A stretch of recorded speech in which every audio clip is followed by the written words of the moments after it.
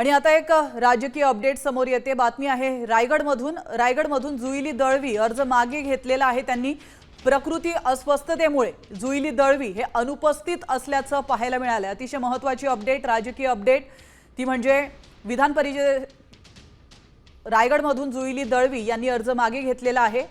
तर आताची महत्त्वाची राजकीय अपडेट, जुईली दळवी यांनी आपला अर्ज मागे घेतल्याची अपडेट समोर येते। प्रकृती आपली बरी नाहीये, त्यामुळे त्या अनुपस्थित आहेत आणि म्हणून त्यांनी अर्ज मागे घेतला। विधान परिषदेसाठी कोकणातून त्यांनी अर्ज भरला होता, मात्र त्यांनी माघार घेतल्याचं पाहायला मिळालंय।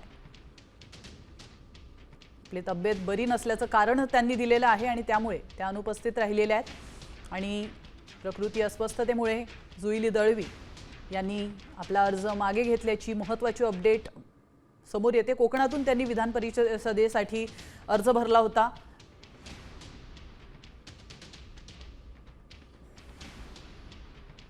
मागे किंवा अपडेट्स काय नाही, जुई दळवी यांचा आत्ताच आम्ही उमेदवारी अर्ज या ठिकाणी मागे घेतलेला आहे।